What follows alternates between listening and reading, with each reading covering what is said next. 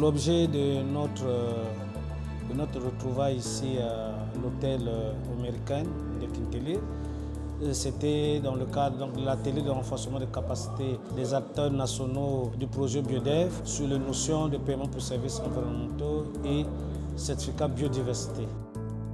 Le projet BioDev 2030 a organisé cette formation à la suite des missions qui ont été retenues dans le cadre de la mise en œuvre de ce projet. Donc, il y avait un volet de renforcement des capacités des acteurs nationaux sur des mécanismes de financement innovants de la biodiversité.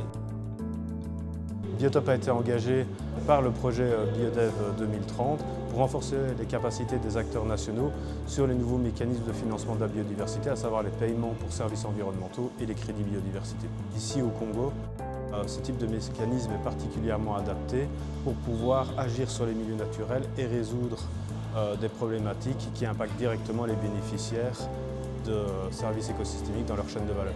Alors, ce sont des mécanismes assez novateurs et les acteurs ont besoin de bien comprendre les tenants et aboutissants de ces nouveaux mécanismes de manière après à pouvoir suivre le déploiement de ces mécanismes dans les financement des actions de conservation et de restauration de la biodiversité. Ça s'est passé en 2 sessions.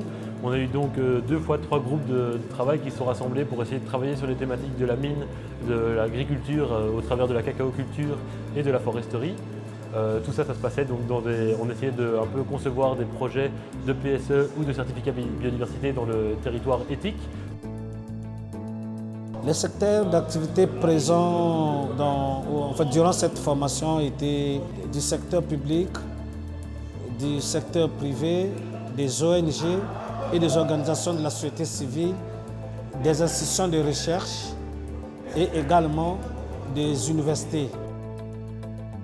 Nous venions donc de valider sous le patronage de Madame la ministre Arlette Soudan-Nono, ministre de l'Environnement, du Développement durable du bassin du Congo, la stratégie et plan d'action national de biodiversité. Et donc, il y avait donc des notions que nous avions introduites dans cette stratégie, mais qui portaient en fait sur les sources de financement du plan d'action, mais c'était des sources innovantes.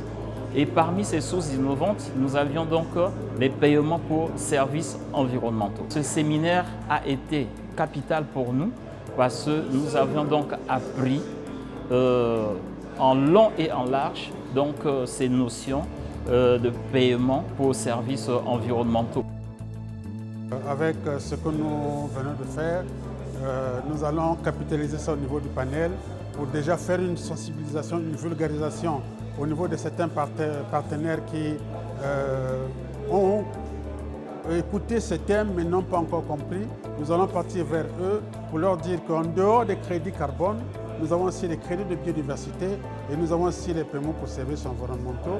Et ensemble avec ces porteurs de projets et certains partenaires qui vont s'intéresser, nous pouvons aider le gouvernement et le secteur privé ainsi que les communautés à aller vers la formulation des projets pour les paiements pour services environnementaux et aussi aller vers la formulation des projets pour les crédits de biodiversité. Nous sommes très satisfaits de la formation, c'est un grand succès je pense.